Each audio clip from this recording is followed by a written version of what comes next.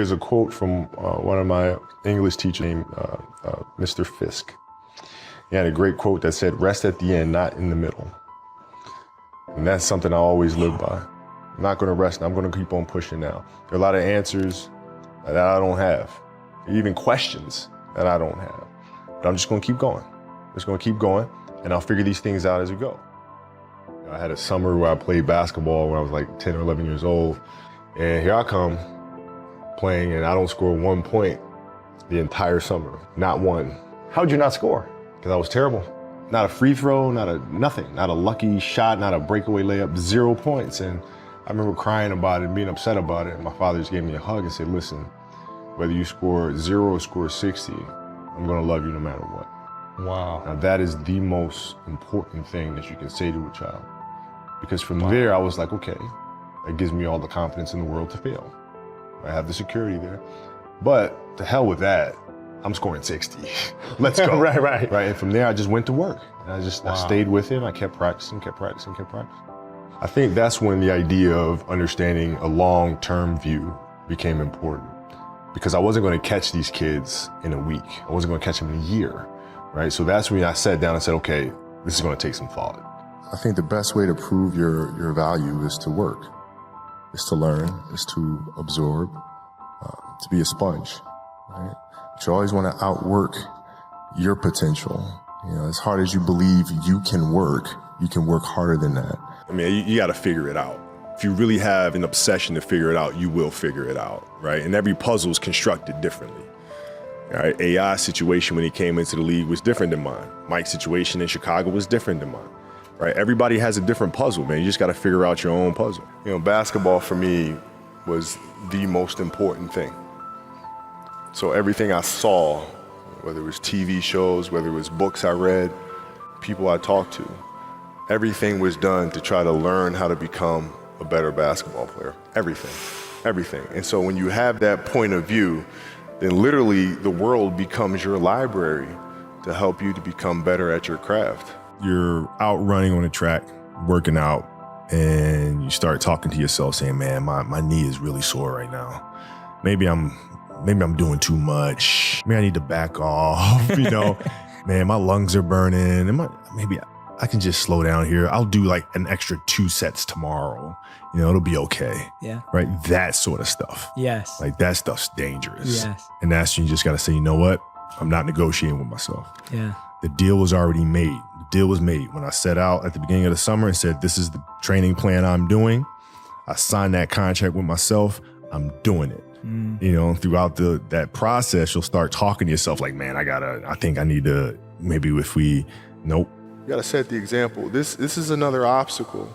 This obstacle cannot define me. It's not gonna cripple me. It's not gonna be responsible for me stepping away for the game that I love. I'm gonna step away on my own terms. And that's when the decision was made that, you know what, I'm doing it. And when you have those conversations with yourself, are you able to negotiate your way out of, you know, that little, you know, voice telling you it's not that important? Or does that little voice get the best of you? I think that's what separates people who go on to do great things versus people who don't, or people that do great things but in an inconsistent way. You know, the idea is a very simple one. And, you know, the Mamba mentality simply means trying to be the best version of yourself. That's what the mentality means. It means every day, you know, you're trying to become better. And it's a constant quest. It's an infinite quest. To me, the mentality is a really simple one in the sense that the confidence comes from preparation. You know, so when the game's on the line, I'm not asking myself to do something that I haven't done thousands of times before. So when I prepare, I know what I'm capable of doing.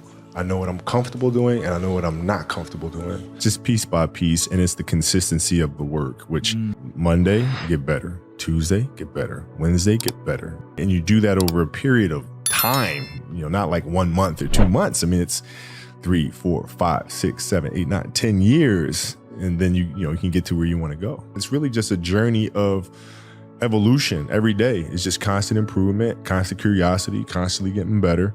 The results don't really matter.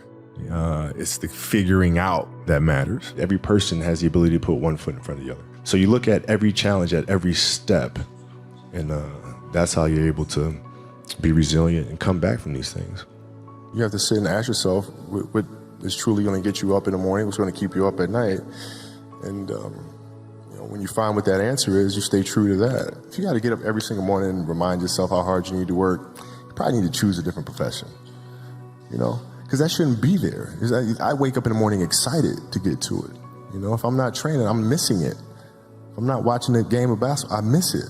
There's no place I'd rather be. And if you have that feeling, then you're truly doing what God has put you on this earth to do. Make sure that your dreams always stay pure. And so it's not a matter of pushing beyond your limitations or expectations. It's really a matter of protecting your dreams, protecting your imagination. That's really the key. And when you do that, then the world just seems limitless. Obsessiveness just comes from something that you love. Like, you really love it, you'll go through fire for it.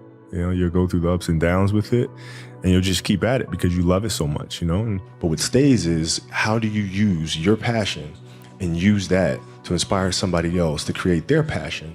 And then how can they pass that on to the next person? That is true success. The greatest fear that we face is ourselves, actually. I think it's not anything that's external or anything that's superficial. I think the greatest fear you face is yourself, because we all have dreams, and it's very scary sometimes to accept the dream that you have. And it's scarier still to say, okay, I want that. It's scary because you're afraid that if you put your heart and soul into it and you fail, then how are you going to feel about yourself, right? So being fearless means putting yourself out there and going for it. No matter what, go for it. Not for anybody else, but for yourself. What I try to do is just try to be still and understand that things come and go, emotions come and go. The important thing is to accept them all, to embrace them all, and then you can choose to do with them what you want versus being controlled by emotion. Before you start a game, how can you lock in? You get into that mental space where nothing else matters. You're completely locked in and focused on what you're trying to accomplish as an athlete out here. The noise of the crowd doesn't matter. Whether you're cheering or booing doesn't matter. You're just completely locked in. You have to dance beautifully in the box that you are comfortable dancing in. So everybody's box is different. My box was to be extremely ambitious within the sport of basketball. Your box is different than mine.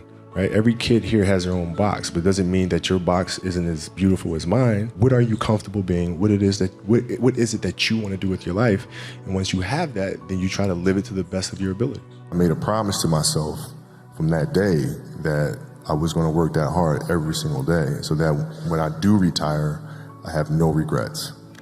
And that was the most important thing for me, is to leave no stone unturned, get better every single day. And if I lived that way, then over time, I'd have something that was beautiful. When I retire, I didn't want to have to say, I wish I would have done more. I don't want that. It's just a matter of what's important to you. And what's important to you, for whatever reason, I felt like I didn't feel good about myself if I wasn't doing everything I could to be the best version of myself. Mm-hmm. If I felt like I left anything on the table, it would eat away at me. I wouldn't be able to look myself in the mirror, right? So the reason why I can retire now and be completely comfortable about it, because I know that I've done everything I could to be the best basketball player I could be. Mm-hmm. Getting to know people on a personal level. What are their fears? What are their insecurities? Right? What are their dreams and ambitions, desires, those sorts of things? When you come to understand that about a person, then you can help them reach the best version of themselves. We work through this stuff together, and as a leader, you gotta be able to take the good with the bad, man. You can't just, because the ship's sinking, all of a sudden I'm gonna jump off and swim to another ship like that. You don't do that, right? If you can win championships in front of everybody, then you can miss the playoffs in front of everybody. You gotta be able to take both sides of it.